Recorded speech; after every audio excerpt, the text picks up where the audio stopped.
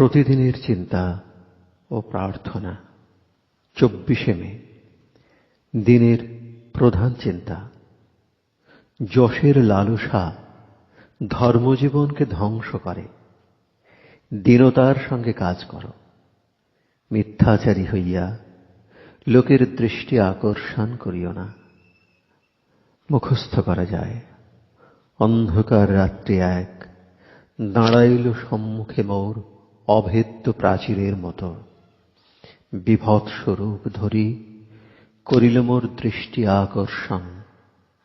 আলোকের অন্বেষণে ঘুরিলাম আমি, তবু হায় আঁধারের বদন যেন রহিল সম্মুখে আমার অহরহ।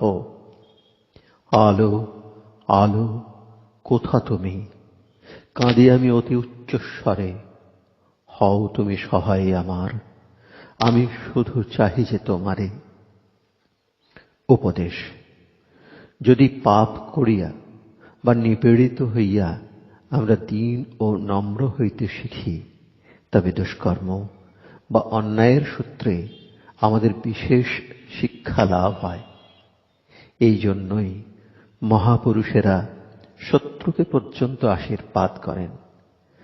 যদিও আমরা আঘাত বা বেদনাকে এড়াইতে পারি না, তবু দুঃখ পাইয়াও এমন কোমলতা প্রাণে জাগে যে যাহারা আমাদের আঘাত করিয়াছে তাহাদের আমরা আশীর্বাদ করিতে চাই।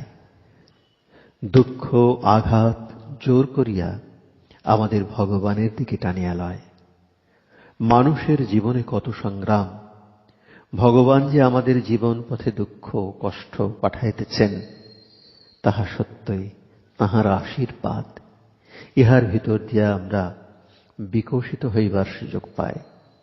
জীবনে যখন পূর্ণতা আসে, তখন আমরা কোমল প্রাণ, ধীর, শান্ত ও সহনশীল হই।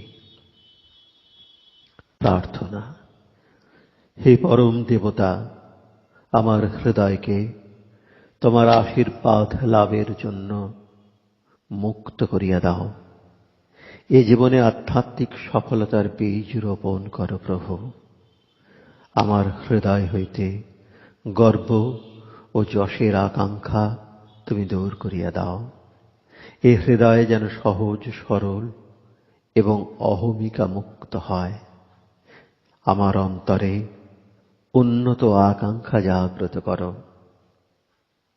যখন দিনের কর্তব্য কাজ সাধন করি, তখন যেন আমি তোমার সান্নিধ্য অনুভব করি।